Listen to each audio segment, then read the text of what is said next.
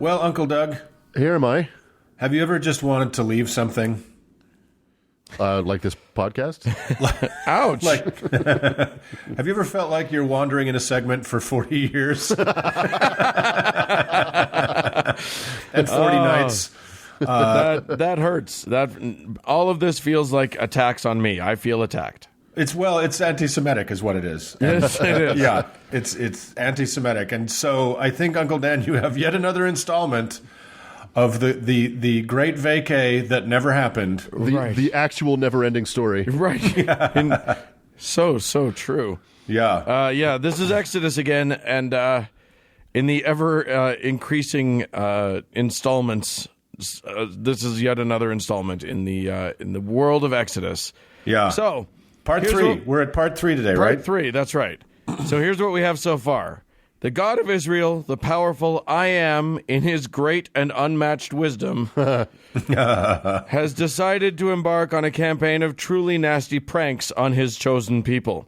Yeah. His theory seems to be that if he's worse to their Egyptian captors, the Israelites will take whatever shit he throws at them and thank him for it. Yeah. Those two, like the God and the Israelites, are that couple that and all they do is fight? And you're like, what the fuck are you doing together? That's them. Yeah. Right. 100%. Just break up. Just break up. The pranks launch with God telling slow-of-speech Moses that he's the new mouthpiece of all Israel, sending him to command possibly the most powerful man in the world, Pharaoh, to change everything about how his society operates, but then purposefully hardening Pharaoh's heart to make sure that Moses is guaranteed to fail. The pranks include meeting Moses on his way to Pharaoh, almost killing him for no reason, and only deciding not to after Moses' quick-thinking wife whips out a sharp stone and circumcises their son right there in the motel lobby, thus apparently confusing the Lord and putting him off his appetite for murder. Yeah. There are a series of plagues that are meant to show off how cool God is to Pharaoh, but end up fucking with everybody. And then finally, the Israelites are allowed to leave, and God sends them to the desert, tells them to eat shitty bread, and then walks them in a circle so that Pharaoh can go after them again. Yeah. But don't worry. The Lord did the trick thing with the parting of the sea and killed the entire Egyptian military force. So cool, that's where we left off. The Israelites have followed Moses into the desert, and Pharaoh can't do shit to them. Hooray! But wait, you may have caught on to a problem with this happy ending. There are more than 1 million people wandering around in the middle of the desert, and the Lord seems to have stopped guiding them with his pillar of clouds. That's probably okay, because the Lord's directions have proven to be nothing but tricks and dick moves so far, but it's not awesome because now they're basically directionless in the desert. God is kind of like that Apple update that navigated people into lakes. Yeah, exactly. Yeah. Well, also, like, this whole story, just the column of cloud, is predicated on the idea that people are willing to walk toward a tornado. Right, So, yeah. Well, that makes sense. They didn't know much better. No, and can I just They were a little simple point of, people.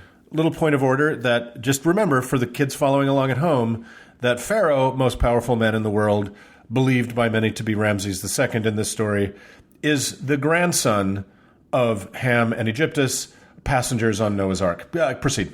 Right. Yeah, and it definitely, by the way, just we should point out, was not Ramses II. That is absolutely not the case. Right. So Moses wisely leads everybody into the barren wasteland known as the Desert of Shur. This is the space in modern Egypt between the two northern prongs of the Red Sea. And here's something weird. They couldn't find water. Who would have thunk? Keep in mind that the Red Sea itself, which is huge and surrounds them, is saltier than the ocean, so they can't drink that. So, for 3 days, they can't find any fresh water, and strangely, this caused the Israelites to start grumbling. It's funny. Here's the thing. Throughout this story, the Bible really tries to paint this huge group of people blindly following a prophet in the desert as a bunch of whiny, mercurial assholes. Mm-hmm. Well, you follow a leader into the desert and find no water for 3 days and see how faithful you start to feel. Right. Anywho, they finally find a water source. Yay! But the water is bitter, a.k.a. undrinkable, so significantly less yay. So more grumbling, and then Moses cries out to the Lord, probably saying something along the lines of, "What the fuck, Lord? You told me to bring everybody out here, and now you make us suffer? I shouldn't have to beg you for water every time we get thirsty." And the Lord saves them. He tells Moses to throw a stick into the water, and then it's all better. Frankly, Okay. I don't know why Moses didn't think of that to begin with. The old stick in the water to purify it trick. Yeah, everybody Why- knows if, that. If God could just change it, why does he need the silly ritual? Look, we'll discuss this later, but basically, we'll get to it. We'll get to it. I will explain it. Okay. I should have put that paragraph earlier on, but That's okay. we'll get to that. I'm sure it's all going to make sense eventually. Right. Yeah.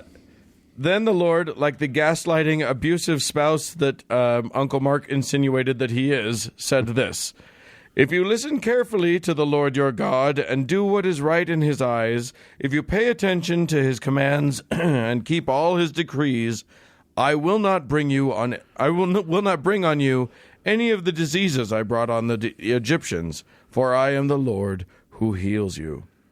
Basically, if you would just do what I told you, I wouldn't have to hate you. Right. Also, anything good that happens is because I'm amazing. Anything bad that happens is your fault. Is God brushing Moses' face with the back of his hand right now? Right, yeah, exactly. Exactly. Oh, did somebody hit you? Moses always has a black eye. Right, exactly. But he always apologizes for it and says it's his fault. I'm so clumsy. Okay, we're making jokes about domestic abuse. It's really cool. Let's continue. Listen, there is no worse domestic abuser than the Lord God of the Old Testament. Oh, right? for And sure. he He's the Mac Daddy OG yeah. domestic abuser. He is the prime example of it. Yeah. Then he guides them to a lovely oasis with 12 springs and 70 palm trees. So nice, I guess. So many trees. Yeah, you don't even have to throw in a stick for this water, so that's great. Why did somebody have to count the fucking trees? Yeah, exactly. Hey, you, Ezekiel, go count the trees. No water. Feels like till there's you a lot count the here. trees. Yeah. And then they pressed on through an area known as the Desert of Sin, which just sounds lovely, doesn't it? Now, I don't know if you've noticed, but while we've had all this talk about water, nobody seems to have mentioned that humans also need food. Right. And all of that unleavened bread dough that we talked about last week can only last so long. Is this the cannibalism segment of right. Exodus here? Should be. We're now a month and a half into their journey, and those pesky million people have started grumbling again. This is 6 weeks, no food. right, exactly. Yeah. Chapter 16, verse 3. The Israelites said to them, "If only we had died by the Lord's hand in Egypt. There we sat around pots of meat and ate all the food we wanted. But you have brought us out into this desert to starve this entire assembly to death." That seems reasonable. A valid fucking complaint, if you ask me. But the Lord's response to this is partly cloudy with a chance of bread. Literally, "I will rain down bread from heaven for you." Oh, goody. And then he upped the ante. "There will be meat in the evening and bread in the morning." Did the meat rain from the sky as well? Well, sort Ugh. of. It Yikes. ran in from the sides. Oh. That evening, suddenly, there were a shit ton of quail. Yeah, so, I didn't say what meat. yeah, exactly. You're kidding me. It's a joke on you. It's quail. All through the camp. Quail, a bird which requires as many calories to eat as it provides. Right. To prepare and catch, probably. I didn't realize that Cornish game hen was in the Bible, but Yeah, now, exactly. yeah, And apparently they were all super easy to catch because everybody got to eat some. yeah. Then the next morning, a miracle happened. There was a layer of dew all around the camp, and when the dew dried, there were thin flakes all over the ground. Now, I'm not saying that this was just quail shit that had been dissolved into the dew and then dehydrated into wafers, but knowing this God, I'm not saying that. Look, I don't know how hungry you've ever been, Dan, but I would eat that. I Quail would eat that. wafers? Yeah, for sure. If I don't have Sure. lunch by like 1:30, fuck it. I'll eat you. Well, listen, the Israelites all looked at the flakes and were like, "What the fuck is that shit?" And Moses was like, that's the bread the Lord promised. To which somebody was like, no, the Lord promised bread falling from heaven. This is ground wafers. That's very different. Yeah. But they had to gather it up anyway and eat it. Then the Lord, as he do, gave insanely specific instructions as to how the ground wafers were to be gathered and dispersed. I don't want to get into all of it, but it ended up being that you have to get only enough for that day and don't save any of it except on the 6th day, and then you get 2 days worth, and then you don't get any on the 7th day. And if you get too much and try to save it on any other day that isn't the 6th day, like a smart person who has been starving in the desert. Yes. Then it will get maggots and start to stink, and everybody will be pissed at you. Why? Nope. Shut up. Why? You shut your whore mouth. What is the lesson? The worst part of being Jewish is how much you have to remember. Oh, my God. It's just... Oh, my God. It is so... Everything's rules. And can you imagine the sound of a million people all going... spitting out little bits of sand? Oh, my God. So, just so you know, they called these shit crackers manna, which is probably from the Egyptian word mon, meaning what, as in, what the fuck is that? Literally, there's the theory is that it just means, what is this? Right. And then they just ended up calling it that. I had always thought that it was literally like loaves of unleavened bread just plunking into the sand. No. From the sky. Yeah, because that's what the Lord promised. Right. But the Lord did not deliver that. Silly me. He delivered dew-dried, thin crackers. So there you go. Anyway, this manna was apparently white and tasted like wafers of honey, according to the thing. That's what quail shit tastes like. Copy that. Right. Yeah. And they all lived on that. Just that, I guess, because there hasn't been any talk of quail after that first night. So pretty much just those honey wafers for 40 fucking years. God It damn. specifically says that. 40 years of manna. I'm astounded that God has the same kind of rule as the Olive Garden, where you shouldn't fill up on bread. Right. Right? Like, don't only eat enough for the day. Nope. It's all carbs all day long. Jesus Christ. Or whatever it is. I don't want to be a science stick about this, but, Triscuits made out of bird poo cannot sustain only for 40 years. Like, that just can't be done, but fine. They're magic bird poo crackers. White is made of people. It's made of people. People. There you go. It was white, by the way, apparently. Wonderful. Yeah, wafers of honey and okay. So then there's more wandering in the desert, and they get to another place with no water because you're fucking wandering in the desert. Right. And again, the people start complaining. And Moses, who is now just as big a gaslighter as God is, he's like, guys, why are you bugging me and testing the Lord like this? And they're like, because we're humans, and that happens to be one of the kinds of animals that die when we don't get water.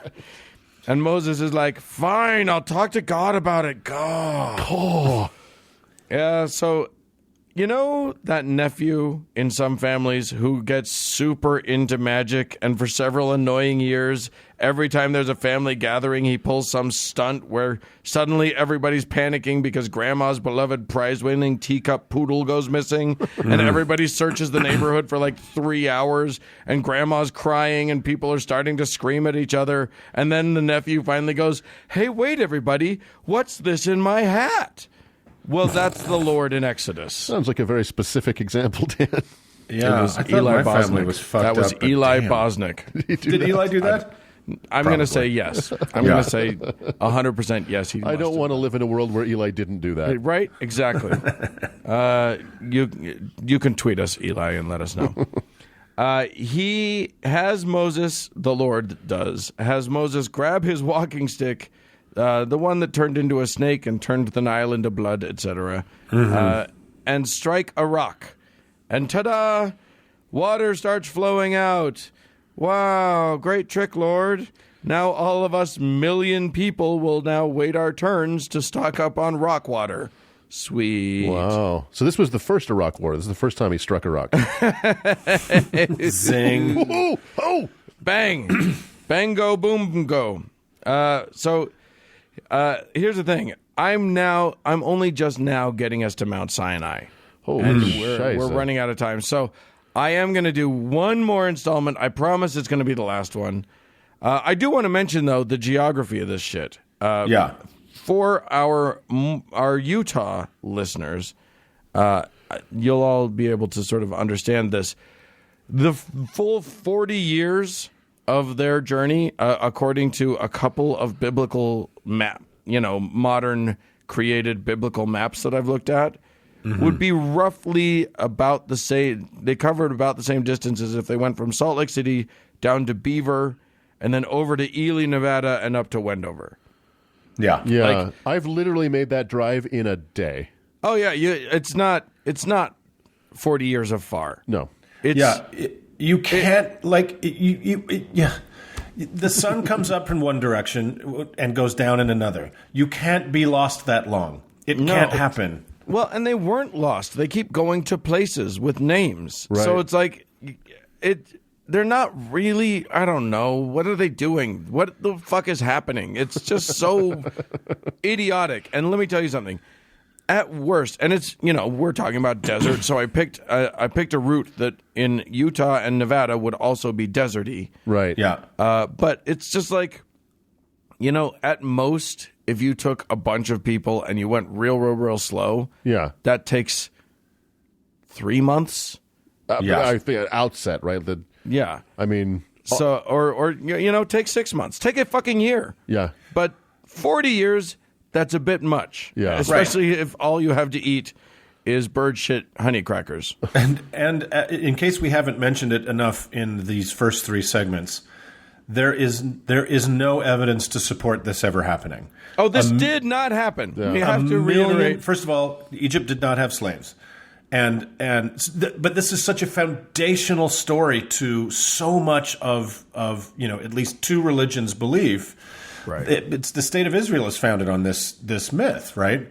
And there is no evidence that 1 million people wandered around this place for 40 years. And your run-of-the-mill Christians and Jews 100% believe that this is historical fact. Yeah. Absolutely. Yeah.